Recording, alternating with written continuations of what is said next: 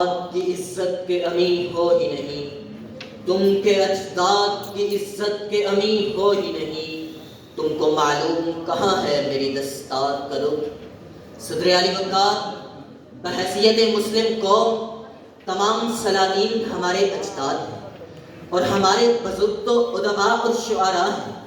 اور ہمارے اسلاف تو تحریک آزادی کے مجاہدین، اور سب سے بڑھ کر انبیاء و ماسلف ہمارے لیے چراغ ہدایت۔ مگر افسوس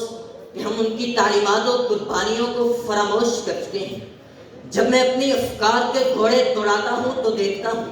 کہ اجداد کی طرح شیر و شکر زندگی بسر کرنے کی بجائے، ملک و ملت کی تعمیر و ترقی میں کردار ادا کرنے کی بجائے، تعلیم و تعلم پہ توجہ مرکوز کرنے کی بجائے، کبھی مذہب و لسانیت تو کبھی دولت و اموال کی بنیاد پہ میرے وطن کے باسی تقسیم کا شکار ہیں، تو میں کیوں نہ کہوں ہم نے اجداد کی عادات بھلا رکھی ہیں، ہم نے اجداد کی عادات بھلا رکھی ہیں، ان کی نظروں میں تو ہر قوم برابر تھی کبھی۔ صدر علی وقار جب میں تاریخ کے سنہرے اوراق میں، کرتبہ و غرناطہ میں، اندلس و اسپین میں، حتیٰ کہ روئے زمین کے چپے چپے پر جب اجداد کو عزت و خودداری کے ساتھ حکمرانی کرتے دیکھتا ہوں، تو دوسری طرف آج اپنی قوم میں تعلیم و صحت، صنعت و تجارت، حتیٰ کہ سیاست و حکومت میں بھی ضمیر فروشی کا عروج دیکھتا ہوں، تو پھر یہ ثابت ہوتا ہے گنوا دی ہم نے جو اسلاف سے میراث پائی تھی، گنوا دی ہم نے جو اسلاف سے میراث پائی تھی، ثریا سے زمیں پر آسمان ہم کو دے مانا۔ صدر علی وقار اسلاف کی عزت کا بھرم رکھنا تو بہت اعلیٰ ظرف کا کام ہے، مگر آج ہم بحیثیت قوم ان کی عزت کا بھرم رکھنے میں ناکام ہیں۔ انہوں نے تو تمام تر خطرات کو بالائے طاق رکھتے ہوئے لا الہ الا اللہ کی بنیاد پہ وطن حاصل کیا جہاں عدل و انصاف کا بول بالا ہونا تھا، مگر آج ہمارے قومی فرائض کی حالت یہ ہے کہ عدالت انصاف سے خالی، درسگاہ دولت کمانے کا ذریعہ،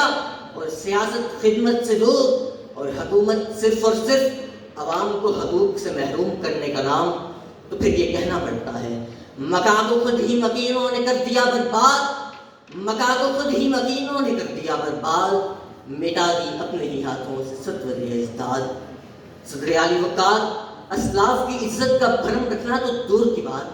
آج ارباب اشرافیہ اور ایوانوں میں قانون سازی کرنے والے حکمران خود وطن عزیز کے املاک کو نیلام کر کے اور IMF اور FATF جیسے اغیار کی چوکھٹوں پہ گروی رکھ کے چند ڈالر وصول کرنا فخر سمجھتے ہیں۔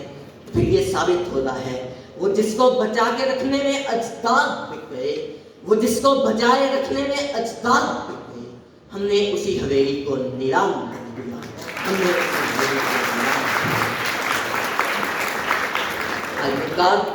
آج کل کے نوجوان شمشیر و سنا کو اپنا زیور بنا کر ہمت و جرأت سے اغیار کو للکارنے کی بجائے طاؤس و رباط کی دلدل میں دھس کر اس قدر اخلاقی گراوٹ کا شکار ہو چکے ہیں کہ اغیار کی غلامی کو اتبار زمانہ تو اخلاق و کردار کی بےہودگی کو فیشن کا نام دے کر اپنے آپ کو بڑا محسوس کرتے ہیں۔ تو بتائیے یہ اسلاف کی دھجیاں اڑانے کے مترادف نہیں تو کیا ہے؟ اجداد میں تو محمد بن قاسم کا نام آتا ہے جو ایک بہن کی صدا پر لبیک کہتے ہوئے آپ پہنچے، مگر ہم ڈاکٹر عافیہ صدیقی کو لبیک نہ کہہ سکے۔ اسلاف نے تو صلاح الدین ایوبی کو جنم دیا جس نے قبلہ اول کی آزادی، جس نے صلیبیوں کی اینٹ سے اینٹ بجا ڈالی، مگر ہم قبلہ اول کی آزادی کی حفاظت نہ کر سکے۔ اسلاف نے تو لہو سے رنگی آزادی حاصل کی، مگر ہم برسوں سے مظلوم کشمیریوں کو آزادی کا سورج نہ دکھا سکے۔ اجداد نے تو امن و سلامتی کا گہوارہ بنانے کے لیے وطن دیا، مگر ہم اس کی درسگاہوں، چوکوں چوراہوں کو خودکش دھماکوں سے محفوظ نہ رکھ سکے۔ تو پھر یہ ثابت ہوتا ہے تجھے آباد سے اپنے کوئی نسبت ہو نہیں سکتی،